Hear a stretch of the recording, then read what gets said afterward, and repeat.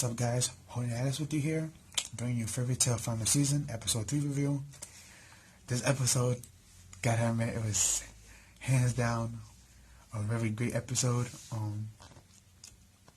It begins with Natsu and them entering this village where at one certain part it's nothing but heavy rain. Everywhere else is normal. And you have Happy and Natsu playing in the rain and stuff like that. And when they finally go into the village, they find Julia, and she's just there crying and looking sad and stuff. And when she sees Natsu running up, she thought it's Gray. And it's funny because she's like, "Oh my God, Gray, my darling." And she has this cute moment where she jumps at him to hug him, but then Natsu's like, "No," and he pushes her back. And then she realizes that it's Natsu, Lucy, the cats, and Wendy, and she starts crying at happiness. And then she faints. And she faints because we found out she had a fever for waiting in that rain all day. Even though she's a rain woman, the rain gets her sick, which is weird. It's like, you're a rain woman, you're made of water. How is water going to get you sick? It's like, maybe it's the cold in that area with the water that got her sick, but still, it was awkward. But yeah, basically she's sick. She's in for the count when we see her fight in this arc, which is still part of the Avatar arc. This is when it officially starts. And she tells them the story about her and Gray living together here and training, eating, and doing all this stuff together. She even had a smug face for talking to Lucy about it, like she wanted a battle argument between them about who gets Gray, even though Lucy was never really fighting for Gray. So that's the funny part, but that happens and stuff. Then she gets to the point where she starts crying. She was like, "I want to see Gray again. I'm looking for him, but can't find him, blah, blah, blah." And Natsu was like, "Don't worry, we're going to find him. We're going to repair the guild together." Stuff like that. And, while this is going on, Natsu decides, let's go visit Sabretooth. Now, Lucy and Happy's confused. Like, what does Sabretooth have to do with Gray? He doesn't really explain it to them there. But we have this funny part where we see everybody again from Sabretooth. We see the guy with the memory magic. We see Org, the dude with lightning magic. We see Yuko again. We see Sting and Rogue. We see Minerva, their cats and stuff. The other side background members of the Sabretooth Guild. And basically, Natsu's looking for Rogue. And Lecture told him, which is Sting's cat, that he left a while ago with Minerva and Foss on a mission. So Natsu left to hunt them down. And there was a funny moment between this where we see Sting and Rogue. We see it's not if I said Sting. I said it right the first time. We see Sting that he's chubby. And Natsu's acting like he's regular, like he's not like that. But Lucy's like, but look at him, he's different now. Then when Natsu runs off and she looks at him, and she takes her eyes off of Sting, when she looks back at him, he's skinny again. And she's skinny again thanks to the magic of the balance magic from this chick's celestial spirit, Yuko, which was funny. But Natsu catches up to Minerva and Rogue, and he takes Rogue and he says, "You have to wait here, we have to talk." So she's there, and Lucy and Happy runs up, and they start talking, and Happy and Frosh are patting each other, being happy, playing around because they're cats. Both exceeds. And Minerva tells Lucy, "We didn't bother to compete because we had our own guild tournament about steaks eating. I think it was bull eating steak or something like that, and she won, and that's why everybody didn't participate in the Grand Magic Games and why Sting was so big." Then she apologized to Lucy for what happened last year, and Lucy just shook it off. She's like, "Oh, it's okay. Things like that happen between guilds." She's like, "But I took it too far." That was Minerva's defense. She was really bugged out that she did that to her. But Lucy got to and was like, "Oh, don't worry. It happened when you're in guilds." And she's like, "But Fairytail don't exist no more." And she just showed her symbol and smiled. And she's like, "Oh, it always exists in our hearts." and Minerva smiled and stuff, and it was a cute moment between them. I know a lot of people are upset that Minerva is like a good person now. They was expecting her to stay bad, but I kind of understand like the back and forth side of the arguments, but I don't think it really would have mattered if she would have stayed bad or didn't turn good. And it worked out for the best of the story, and I liked it a lot. But then we get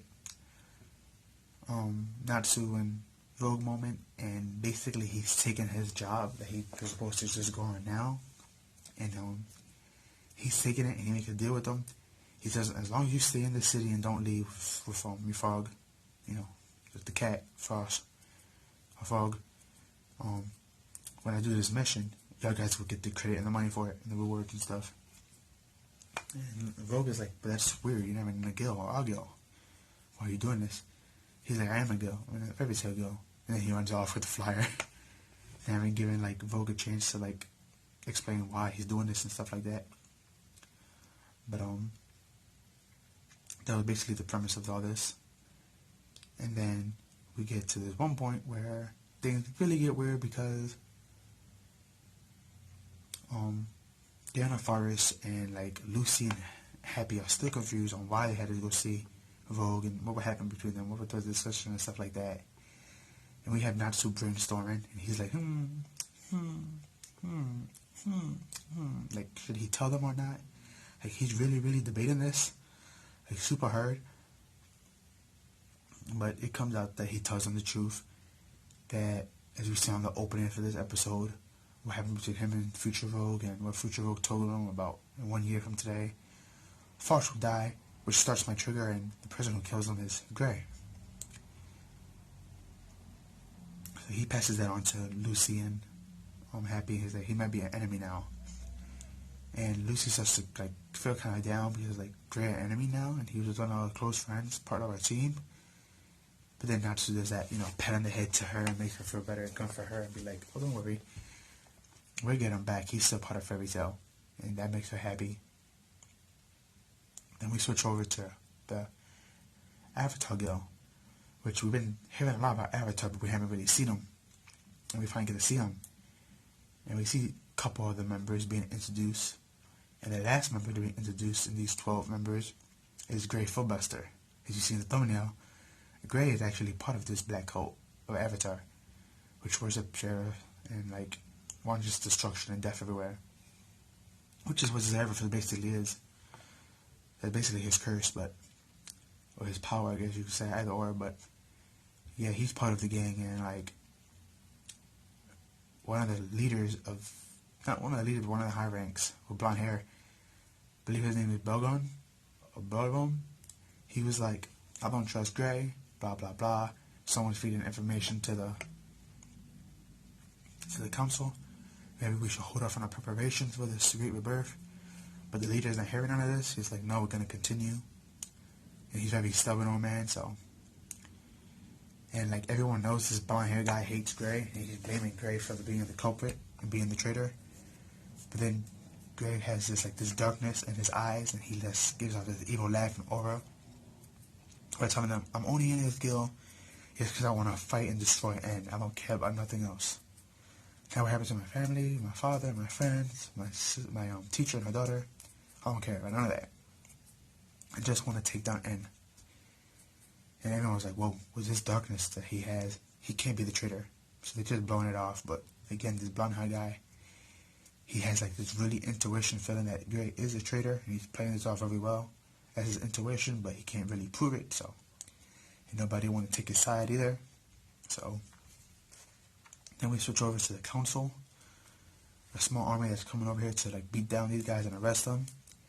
And the leader of this council, of this enforcement group, basically they're the cops of Fairytail, is Gajo. So Gajo is the captain of this group, and Leary and his cat are like his lieutenants. And it's like, wow, really? This is the job you did after Fairytail got disbanded? I wasn't really expecting this when I read the manga and I saw him. I was like, are you serious? Gajo actually joined the council? And he didn't just join as any council member, he joined as a police force. I was like, wow, Wasn't expecting that. Interesting. I like how Hero set that up. Because that makes sense since he has that like tough guy attitude and stuff. It makes sense he'll play like an enforcer type role, but it was just so awkward at the same time. But it was good seeing. But yeah, that was basically the episode right there. We got the credits as well. We got some spoilers of Gray and Natsu tugging over each other, and Natsu fighting some other members of the Avatar that were there. So, yeah, this is basically the official start of the Avatar arc. Actually, the other 2 episodes were as well, but they were like more the intro arc. So this is like where the original Avatar arc was going to start. It's a very small arc until we get to like the Avaverse arc, but a good one. It sets up some stuff for the future of this arc coming up next, the Avaverse arc. Also sets up some stuff from Fairytail 100 Year Quest. If anyone is reading that or watching my reviews on it, that would link up to that as well. So that's also canon. So yeah, we don't know. 100 Year Quest is canon. It's being done, the story by Hiro Mashima, but the artwork is being done by somebody else. And there's 2 other spin-offs. One with Happy in some village, and another one with Lucy and Natsu and Happy being like police. And supposedly those 2 are also canon, so haven't read them yet, but I heard they were good. But yeah, this was the episode, guys. It was a very good episode. Very enjoyable. It was just a set-up episode with comedy, but that's one thing that Fairytail does very good. It's set up in comedy. So, yeah, they have their faults like their animes and stuff, but they have their good as well. People always like to complain about the bad stuff as well, and they like downcoat like the anime like it's the worst thing in the world when it's really not that bad. I'm not saying it was the greatest, but Fairytail's not the worst anime either. It does its job. It's enjoyable to watch and read. It makes money. It does its purpose. At the end of the day, this is a business, so. But if you haven't watched the episode, go watch it. If you already watched it, go watch it again. Great episode. Like, comment, share, subscribe. Share with your family and friends, and I'll see you in the next one. Peace.